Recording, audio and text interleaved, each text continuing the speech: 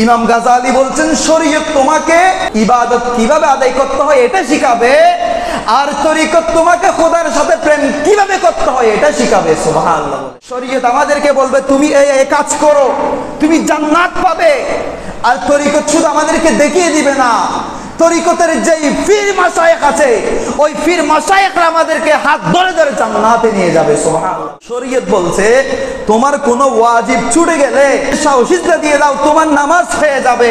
তরিকত বলছে না, যতক্ষণ তুমি খোদার সাথে প্রেম করতে পারবে না তোমার নামাজ হয় নাই।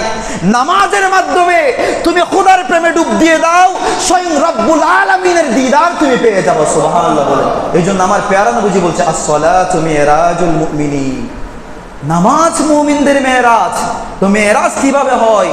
যখন বান্দা এবং খোদার মধ্যে কোনো পর্দা থাকে না, এটাকেই বলা হয় মেরাজ। আর আমার নবীজি এই নামাজ পড়তে আমাদেরকে বলেছেন, এটা আমাদেরকে তরিকত শিখিয়েছে। সুবহানাল্লাহ। এই শরীয়ত এবং তরিকতের বাস্তব উদাহরণ যদি আপনি পাইতে চান, আপনাকে বেশি দূরে যাইতে হবে না, আপনি জামিয়ায় চলে যান। শাইনশাই সিরিকুট এমন ভাবে করে দিয়েছেন, রাস্তার এই পাশে জামিয়া, এই পাশে খানাকা, এই পাশে শরীয়তের চর্চা হয়, এই পাশে তরিকতের চর্চা হয়। আজকের বিষয়টা হলো শরীয়ত এবং তরিকত ইসলামের বাহ্যিক এবং আধ্যাত্মিক সৌন্দর্য। ইসলাম শুধুমাত্র একটা নিয়ম কানুনের নাম নয়, ইসলাম শুধুমাত্র আমাদের বাহ্যিক আচরণ নিয়ে আলোচনা করে না। ইসলাম যেভাবে আমাদের বাহ্যিক আচরণ নিয়ে আলোচনা করে, ইসলাম আমাদের আধ্যাত্মিক যে অভ্যন্তরীণ বিষয় আছে এগুলো নিয়ে আলোচনা করে। বাহ্যিক আচরণটাকে বলা হয় শরীয়ত, আর অভ্যন্তরীণ যে বিষয় এটাকে বলা হয় তরিকত। শরীয়ত ছাড়া তরিকতের কোনো ভ্যালু নাই, আবার তরিকত ছাড়া শরীয়তেরও কোনো মূল্য নাই। শরীয়ত প্রাণহীন হয়ে যায়। একটা মুদ্রার এপিটুপিট, শরীয়তকে যেমন বাদ দেওয়া যায় না, তরিকতকেও বাদ দেওয়া যায় না। শরীয়ত তরিকত দুইটার কম্বিনেশন যখন হবে, সেই হবে মুমিনে কামেল। সুবহানাল্লাহ বলেন। তাহলে এখন আগে আমরা একটু আলাদা আলাদা ভাবে পরিচয় জানার চেষ্টা করি। শরীয়ত বলা হয় কাকে, তরিকত বলা হয় কাকে?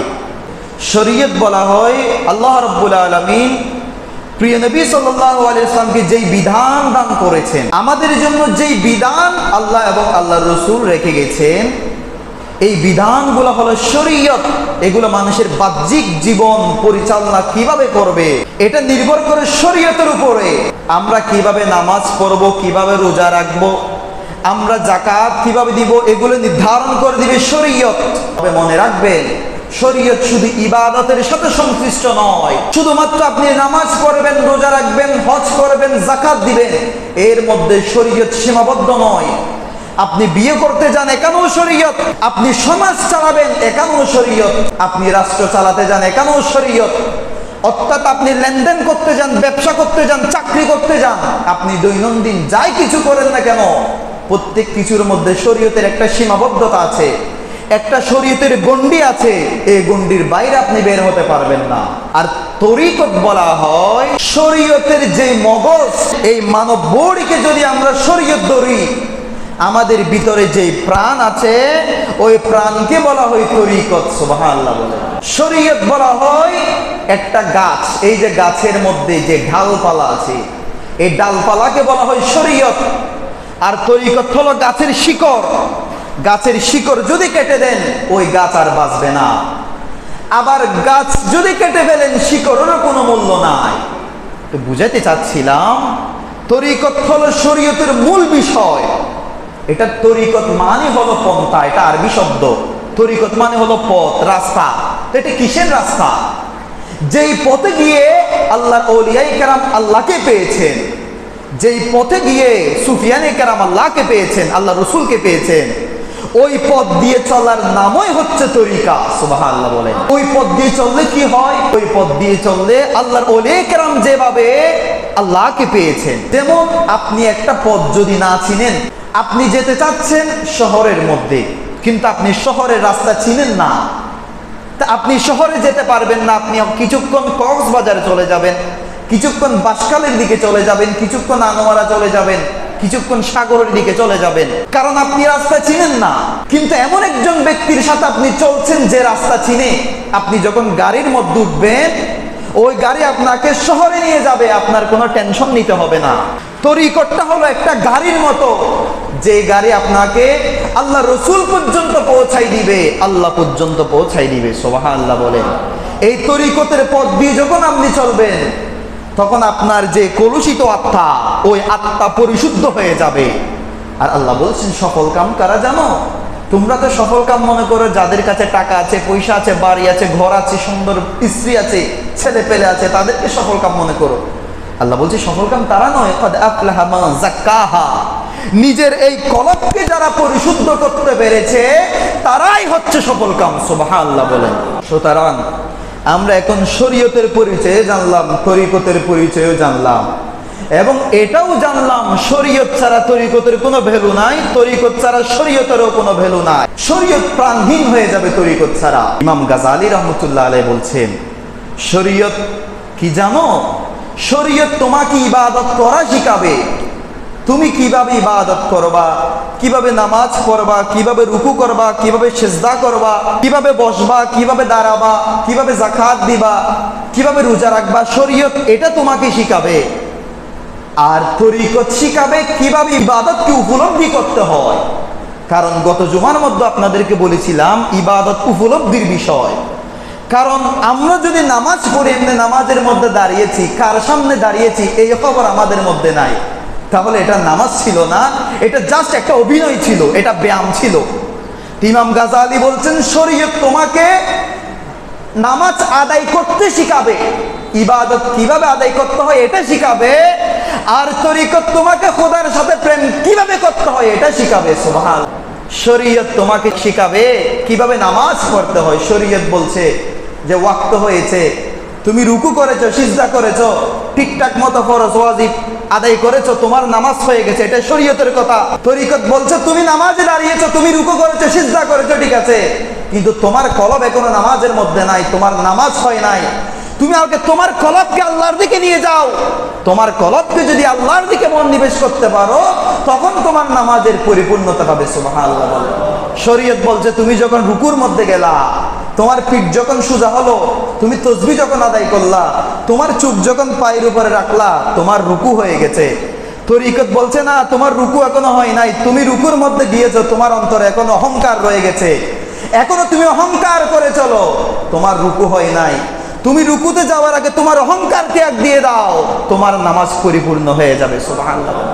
শরীয়ত বলছে তুমি সিজদার মধ্যে গিয়েছো, তোমার নাক, তোমার কপাল যখন জমিনের মধ্যে লাগাবা, তোমার 10 আঙ্গুল যখন জমিনের মধ্যে রাখবা, তাসবিহ যখন ঠিকঠাক মতো আদায় করবা, তোমার সিজদা হয়ে গেছে, তোমার সিজদা আদায় হয়ে যাবে।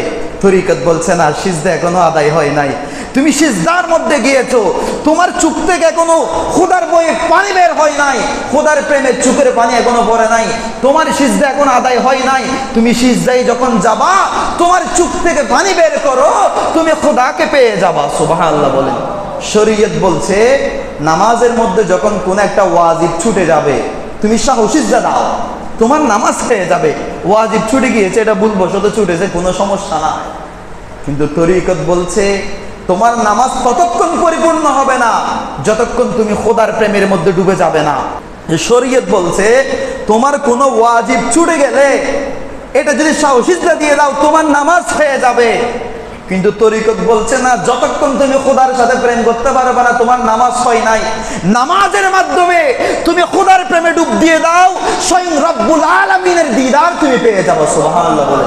এই জন্য আমার পেয়ারা নবীজি বলছে আসসালাতু মিরাজুল মুমিনিন, নামাজ মুমিনদের মেরাজ। তো মেরাজ কিভাবে হয়? যখন বান্দা এবং খোদার মধ্যে কোনো পর্দা থাকে না, এটাকেই বলা হয় মেরাজ। আর আমার নবীজি এই নামাজ পড়তে আমাদেরকে বলেছেন, এটা আমাদেরকে তরিকত শিখিয়েছে। সুবহানাল্লাহ বলে। শরীয়ত বলছে তুমি সুবহে সাদিক থেকে সূর্যাস্ত পর্যন্ত পানাহার করিও না, কিছু খাইও না, পান করিও না, স্ত্রীদের সাথে মেলামেশা করিও না, তোমার রোজা হয়ে যাবে। তরিকত বলছে তোমার রোজা কই হয়েছে? এটা তো মুখের রোজা ছিল। তোমার কানের রোজা কে রাখবে? তোমার চোখের রোজা কে রাখবে? তোমার কলবের রোজা কে রাখবে? যতক্ষণ পর্যন্ত তোমার কলবের মধ্যে হারাম চিন্তা থাকবে, যতক্ষণ পর্যন্ত তোমার কান দিয়ে তুমি অশ্লীল কথা শুনবে, যতক্ষণ পর্যন্ত চোখ দিয়ে অশ্লীল জিনিস দেখবে, যতক্ষণ পর্যন্ত মুখ দিয়ে অশ্লীল কথা বলবে, তোমার রোজা এখনো হয় নাই। তুমি আগে চোখের রোজা, মুখের রোজা, কলবের রোজা রাখো, তখন তোমার রোজা পরিপূর্ণতা পাবে। সুবহানাল্লাহ। নবীজি বলছে, এটা সহিহ বুখারী শরীফের হাদিস। আন আবি হুরায়রা রাদিয়াল্লাহু তাআলা আনহু قال قال رسول الله صلى الله عليه وسلم من لم يدع قول الزور والعمل به فليس لله حاجة في أن يدع طعامه وشرابه। আমার প্যারা নবীজি বলছেন, কেউ যদি রোজা রেখেও যদি মিথ্যা কথা ছাড়তে না পারে, মিথ্যা আমল ছাড়তে না পারে, তার ওই উপোস থাকার মধ্যে আমার আল্লাহর কোনো প্রয়োজন নাই। শরীয়ত বলছে তুমি উপোস থাকো, উপোস থাকলে তোমার রোজা হয়ে যাবে, কিন্তু তরিকত বলছে শুধু উপোস থাকলে হবে না, তোমার গোটা অঙ্গ প্রত্যঙ্গের রোজা রাখো, তখন তোমার রোজা পরিপূর্ণতা পাবে। শরীয়ত বলছে তোমার যদি সামর্থ্য থাকলে তুমি হজে যাও, হজে গিয়ে যখন কাবাগর তাওয়াফ করবা, যখন হজের ফরজ 3টা, ওয়াজিব 5টা যখন আদায় করবা, সাফা মারওয়াতে দৌড়াদৌড়ি করবা, আরাফায় গিয়ে অবস্থান করবা, মিনা মুজদালিফে অবস্থান করবা, কুরবানি করবা, তোমার হজ হয়ে গেছে। কিন্তু তরিকত বলছে তোমার হজ এখনো হয় নাই। তুমি কাবা ঘরে ঘুরেছো, কিন্তু কাবার মালিককে এখনো পর্যন্ত তুমি পাও নাই। যতক্ষণ পর্যন্ত তুমি কাবার মালিককে পাবা না, ততক্ষণ তোমার হজও হবে না। শরীয়ত বলছে তুমি এমনি ঘোরাঘুরি করলো তোমার হজ হয়ে যাবে। তরিকত বলছে না, এটা তো তোমার হজ হয় নাই। তুমি এমনি এখানে যেরকম দৌড়াদৌড়ি করো, জাস্ট ওখানে একটা দৌড়াদৌড়ি ছিল। যদি কাবা শরীফে গিয়েও যদি ওই কাবার মালিককে যদি না পাও, এই হজের কোনো দাম নাই। কারণ তুমি তো এখানেও দৌড়াদৌড়ি করো, সাফা মারওয়া এটা তো জাস্ট একটা দৌড়াদৌড়ি। আর আরাফায় অবস্থান করে এখানে বসে থাকবেন আপনি, কাবা শরীফের পাশে ঘুরতেছেন আর কি, তো মসজিদের পাশে ঘুরলে সমস্যা কি? এটার ওটার মধ্যে পার্থক্য কি? আপনার হজ ততক্ষণ হবে না যতক্ষণ আপনি কাবার মালিককে না পাবে। শরীয়ত বলছে তুমি যদি একটা বনের পশু এনে কুরবানি দাও, তোমার কুরবানি হয়ে গেছে, আদায় হয়ে গেছে। তরিকত বলছে না, তুমি বনের পশু কুরবানি দিয়েছো, কিন্তু তোমার মনের পশু এখন অন্তরের মধ্যে রয়ে গেছে। তোমার অহংকার, হিংসা, বিদ্বেষ, অপরের প্রতি অহংকার, ঘৃণা এখন অন্তরের মধ্যে আছে, তোমার কোরবানি হয় নাই। আগে তোমার মনের পশুকে কোরবানি দাও, তখন তোমার কোরবানি কবুল হবে। শরীয়ত বলছে প্রত্যেক নর নারীর জন্য পর্দা করা ফরজ। ছেলেদের জন্য একটা নির্ধারিত অংশ, মেয়েদের জন্য একটা নির্ধারিত অংশ পর্দা করা ফরজ। ছেলেরা তোমরা নাভি থেকে হাঁটু পর্যন্ত ঢাকো, তোমাদের পর্দা হয়ে গেছে।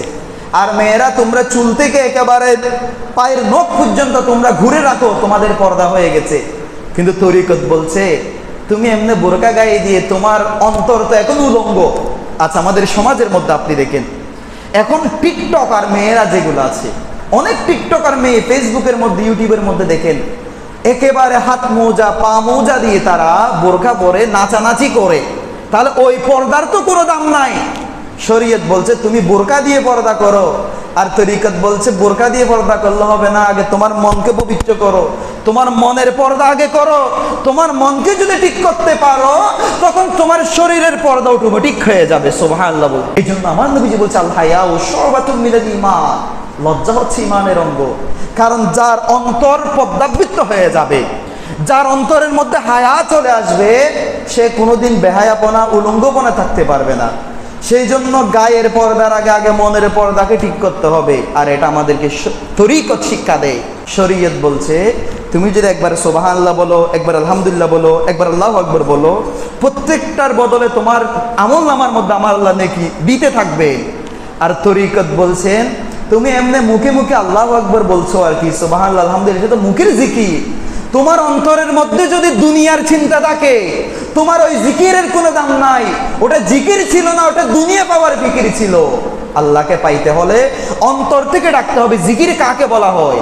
আপনি যখন জিকির করবেন, আপনার প্রত্যেকটা অঙ্গ প্রত্যঙ্গ আল্লাহর প্রেমে বিভোর হয়ে যাবে।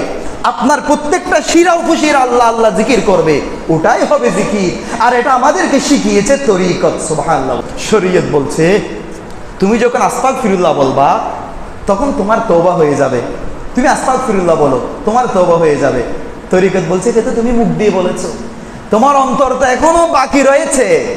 তুমি মুখ দিয়ে বলছো আস্তাগফিরুল্লাহ, আমি ওই কাজটা আর করবো না, কিন্তু তোমার অন্তর বলছে আমি কালকে কাজটা করব। তার মানে মুখের সাথে অন্তরের কোনো মিল নাই।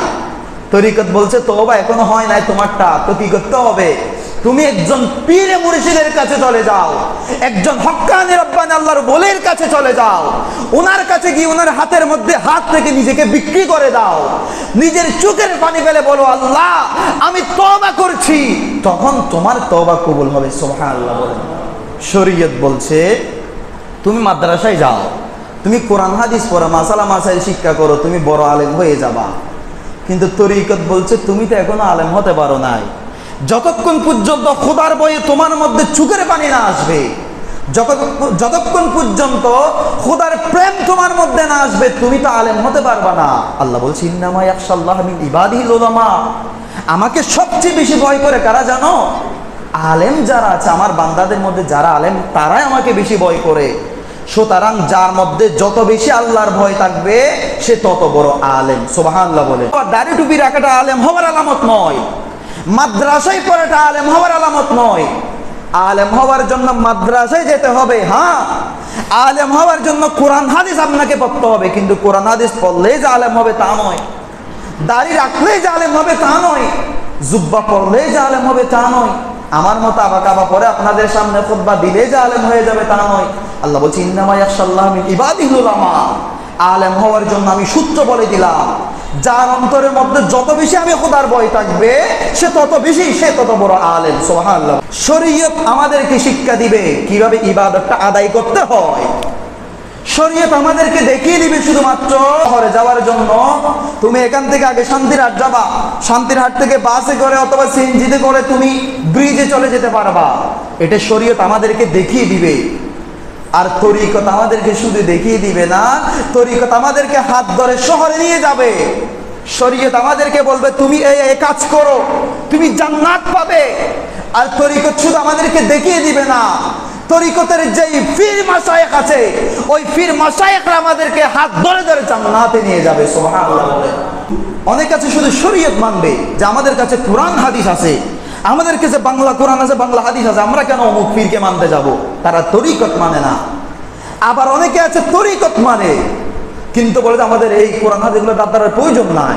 অনেকে বলে যে অনেক বাউল শিল্পী আছে যারা গান গায় যে খোদার নামে শপথ করেছি যে মোল্লাদের বাড়ি ওইদিকে আর যাবো না, এই ধরনের একটা গীতি আছে, মসজিদে হওয়ার কারণে আমি গাইতে পারছি না। তো এই ধরনের কিছু গীতি তারা গায় যে তারা তরিকত গ্রহণ করেছে কিন্তু শরীয়তকে তারা গ্রহণ করে না। অথচ শেখ শিহাবুদ্দিন সাহরাওয়ার্দী রহমতুল্লাহ আলাইহি ওনার কিতাব আওয়ারিফুল মাআরিফের মধ্যে লিখেন যে শরীয়তের হুকুম হাকাম এগুলাও মানতে হবে, আর তরিকতও আমাদের জীবনের মধ্যে গ্রহণ করতে হবে। দুটার কম্বিনেশন যখন হয়ে যাবে, দুটার মিল যখন হয়ে যাবে, যখন শরীয়ত এবং তরিকত আমাদের জীবনের মধ্যে চলে আসবে, তখন দুনিয়া আখিরাতের মধ্যে সফলতা পাওয়া যাবে। আপনাদেরকে দুইটা উদাহরণ দিব আমি। ইমামে আজম আবু হানিফা রাদিয়াল্লাহু তাআলা আমাদের মাযহাবের ইমাম এবং চার ইমামের মধ্যে সবচেয়ে বড় ইমাম যিনি, উনি তাবেঈ ছিলেন এবং ওনার জন্ম ৮০ হিজরির মধ্যে। তো ইমামে আজম আবু হানিফা রাহমাতুল্লাহ অনেক বড় আলেম ছিলেন। আজ যারা বলে আমি তো বাংলা কোরআন পড়তে পারি, বাংলা হাদিস পড়তে পারি, আমার আবার আলাদা করে পীরে মুর্শিদের কি প্রয়োজন? ওনাদের জন্য এখানে শিক্ষা রয়েছে। ইমামে আজম আবু হানিফা রাহমাতুল্লাহ আলাইহি, ওনার মতো বড় আলেম আর একটা নাই পৃথিবীর মধ্যে, ওনাকে ইমামে আজম বলা হয়। আমরা কত ভাগ্যবান, আমাদের গৌসে আজম আর আমাদের ইমাম ইমামে আজম। সুবহানাল্লাহ বলে।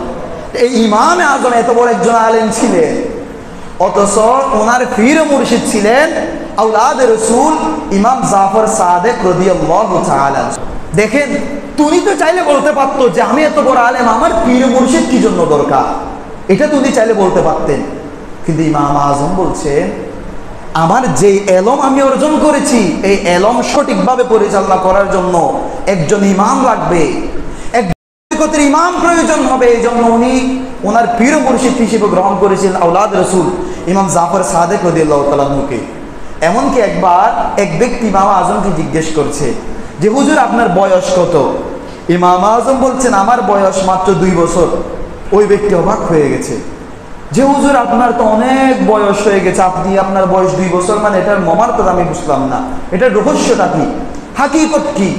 তখন ইমাম আজম বলছেন আমার এত বড় যে বয়স হয়ে গেছে, আমার এই জীবন, আমার এই বয়সের কোনো মূল্য আমার কাছে নাই, আমার এই জীবনকে আমি অনর্থক মনে করি। কিন্তু যেই 2টা বছর আমি আমার পীর মুর্শিদের দরবারের মধ্যে কাটিয়েছি, আমার ওই জীবনই হলো প্রকৃত জীবন। সুবহানাল্লাহ বলে। তাহলে ইমাম আজম বলছেন উনি সবচেয়ে জমানার গোটা দুনিয়ার মধ্যে কোটি কোটি অনুসারী যারা আছে, ওই ইমাম আজম বলছে আমার এই জীবনের কোনো মূল্য নাই, যেই সময়টা আমি আমার পীর মুর্শিদের দরবারে কাটিয়েছি ওটাই হচ্ছে আমার প্রকৃত সময়। তাহলে এই ঘটনা থেকে আমরা বুঝতে পারলাম শুধুমাত্র আপনি শরীয়তের জ্ঞান অর্জন করলে আপনার ঈমানের মধ্যে, আপনার আমলের মধ্যে পরিপূর্ণতা আসবে না।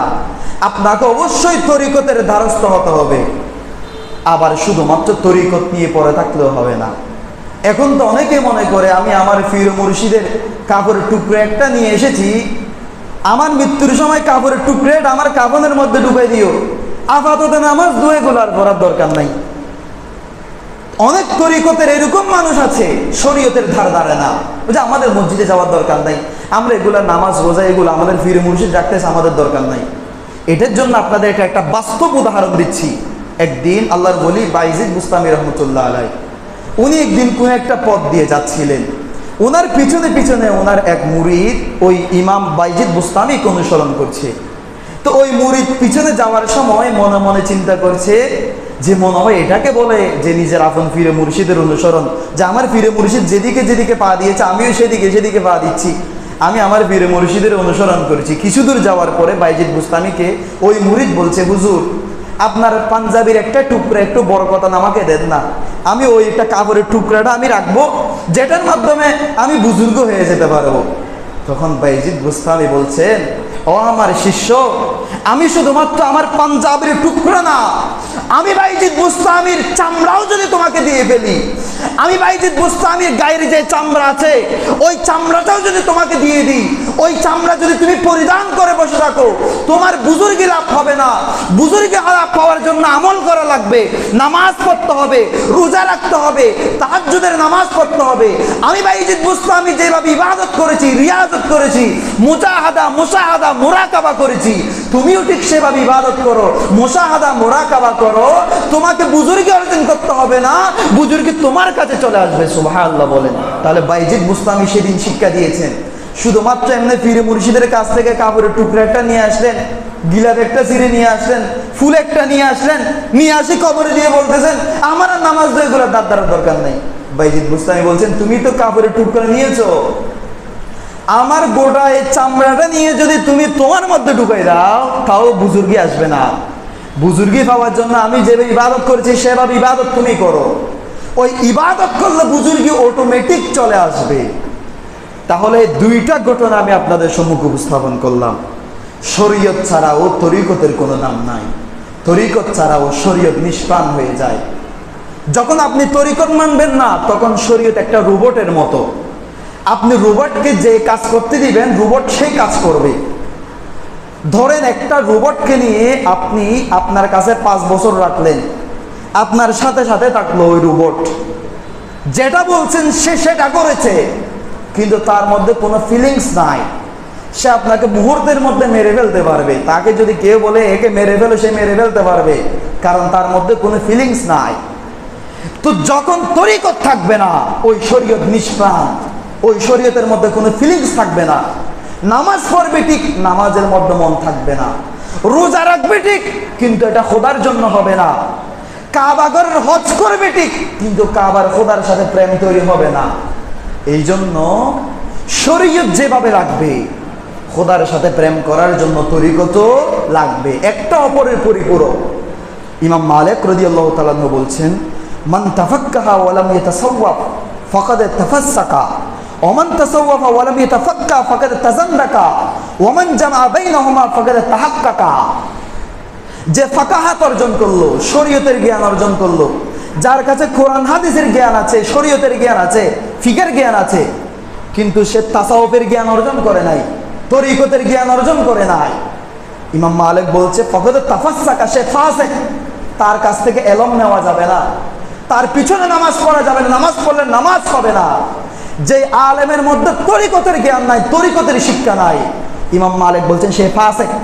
ফাসিকের পিছনে নামাজ হয় না, ফাসিক জানাজা পড়ালে জানাজা হয় না, ফাসিক দ্বারা বিয়ে করালে বিয়ে হবে না।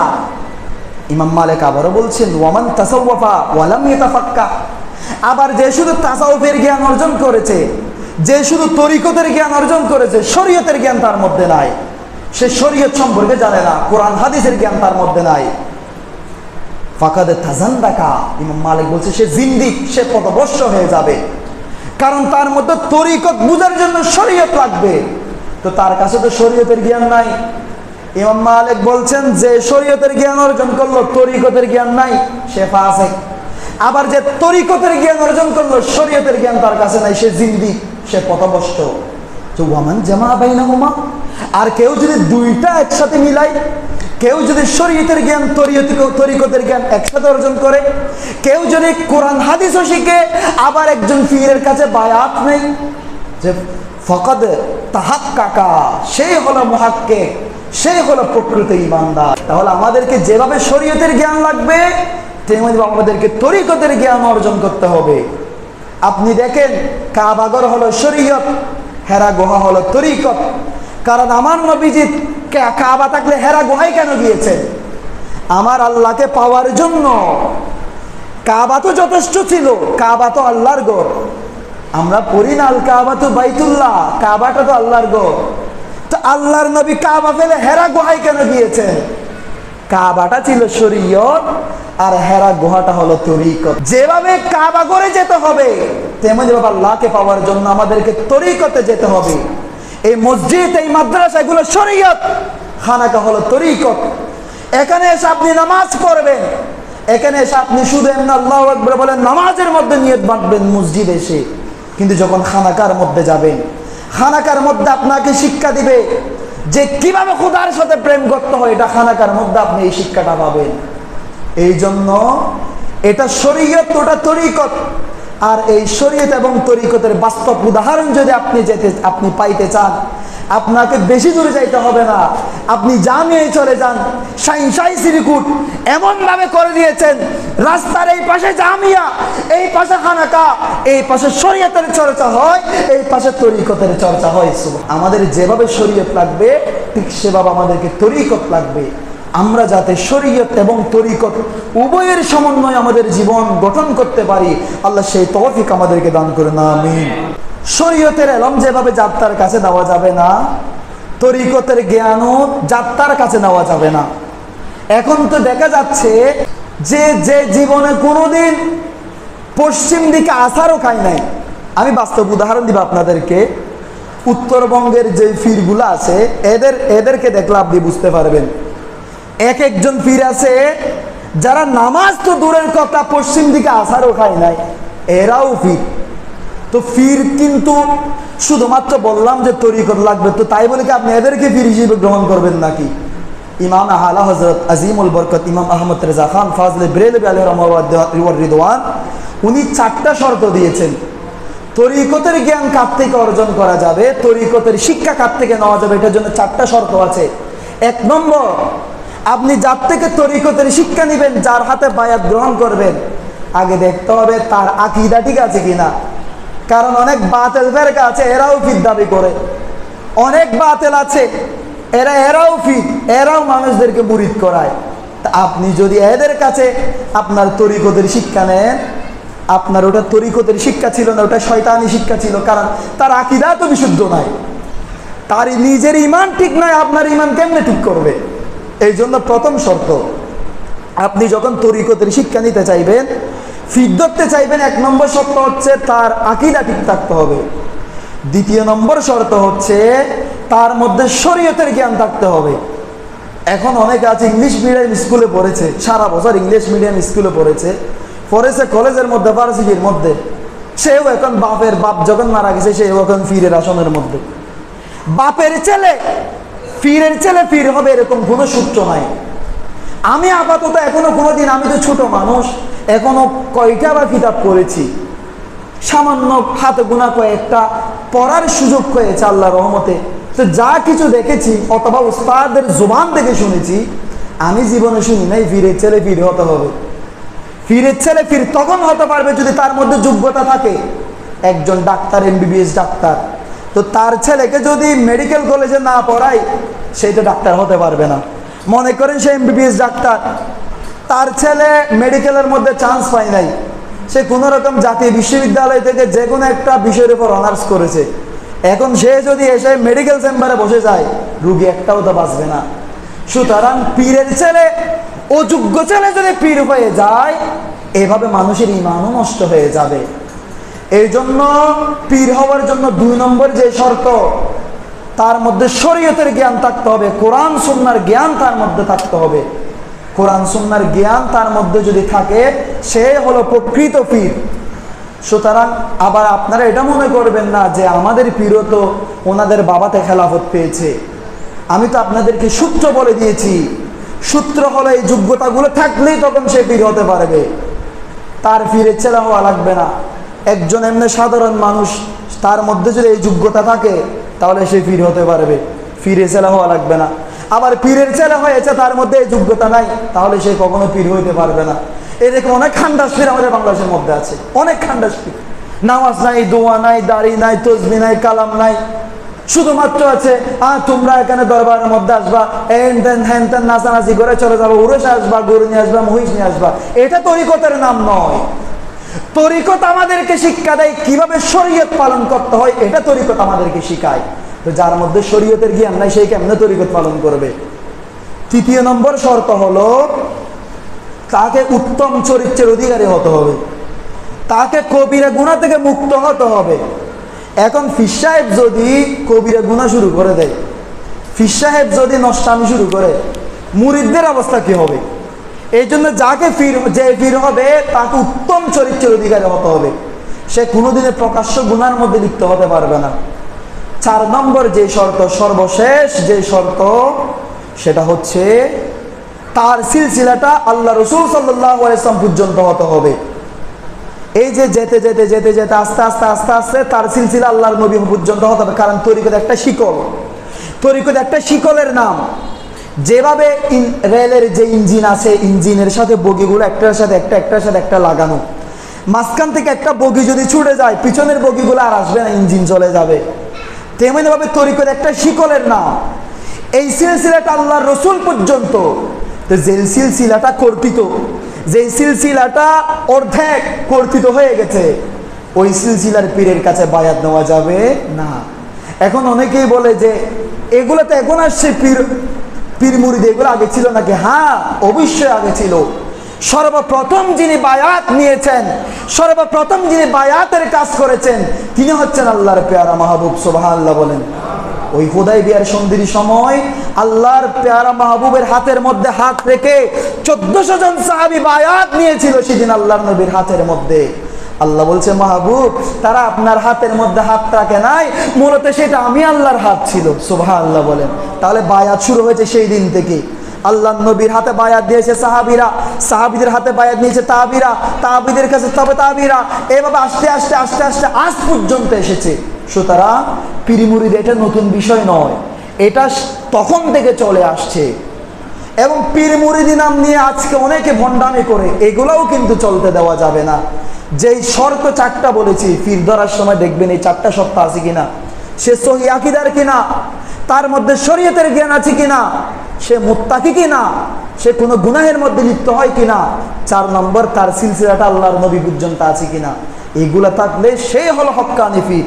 তার হাতে যদি আপনি হাত রাখতে পারেন, তখন আপনি কামিয়াব। আবার আমাদের মধ্যে অনেকের ভুল ধারণা আছে যে আমরা এক তরিকার মানুষ অন্য তরিকার মানুষদেরকে দেখতে পারি না। ধরেন এখানে একটা তরিকার মানুষ একটা ব্যানার লাগালো, আর এক তরিকার মানুষ এটা ছিঁড়ে দিয়ে তার বাসা আরেকটা লাগালো, হয়ে গেল দ্বন্দ্ব।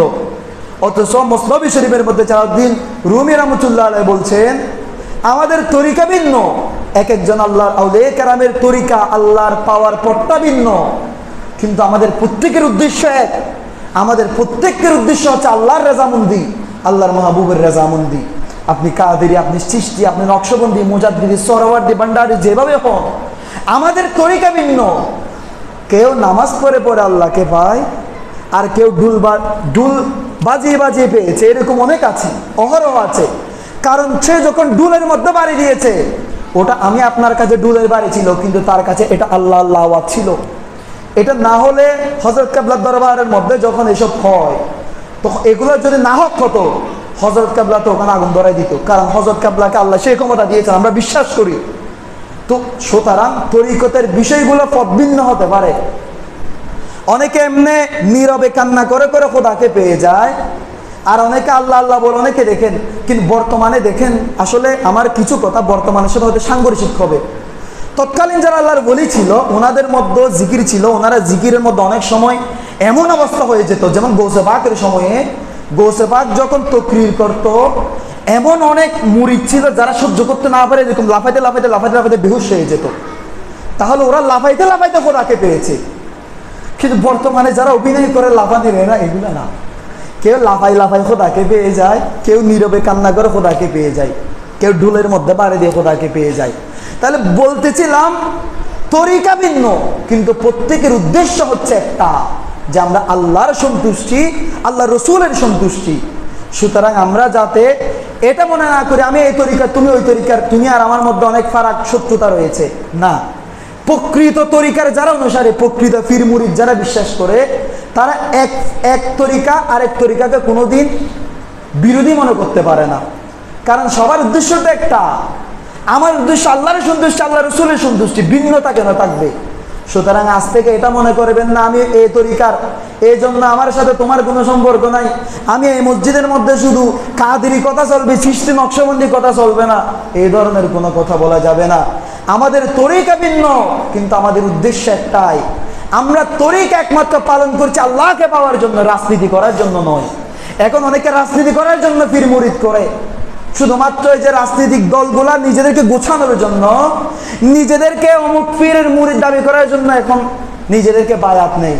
অথচ বায়াতের উদ্দেশ্য এটা, বায়াতুন মানে কি? নিজেকে বিক্রয় করে দেওয়া। আপনি নিজেকে আপন পীর মুর্শিদের কাছে বিক্রয় করে দিবেন, এখন আপনার কাছে কিছু নাই। আসলে ভান্ডারি কালামগুলা কিছু কালাম আছে, আমি যদিও মেজবান্ডার শরীফের, আমি নিজেও নিজেকে আপনার গোলাম মনে করি মেজবান্ডার শরীফের। কিছু বিষয় যদি আর ভাল লাগে না, স্বাভাবিক হইতে পারে, কিন্তু ওখানে মেজবান্ডার শরীফ এমন কিছু কালাম আছে যেগুলো আমি যদি এটা মসজিদ না হলে আপনাদেরকে শুনাইতাম। এমন এমন কিছু কালাম আছে এগুলো ভাববার বিষয়, যে আমি আমারে বেচে দিছি মেজবান্ডারে যাই রে, মেজবান্ডারে যাই, এরকম একটা কালাম আছে। আসলে এটা তরিকতের মূল উদ্দেশ্য। আপনি তরিকতে ঢুকা মানে তখন আপনি আর নিজের না, আপনি এখন পীর মুর্শিদের হয়ে গেছেন। আপনার পীর আপনাকে যেভাবে চালাবে ঠিক সেভাবে চলবে, এটাই হচ্ছে পীর মুরিদি, এটাকেই বলে হয় তরিকত। আল্লাহ আমাদেরকে তরিকতের যে প্রকৃত শিক্ষা এই অনুযায়ী নিজের জীবন গঠন করার তৌফিক দান করেন, আমিন। ওয়া মা আলাল বালাগ ওয়া আখির দাওয়ানা আলহামদুলিল্লাহি রাব্বিল আলামিন। আসসালামু আলাইকুম ওয়া রাহমাতুল্লাহি ওয়া বারাকাতুহু।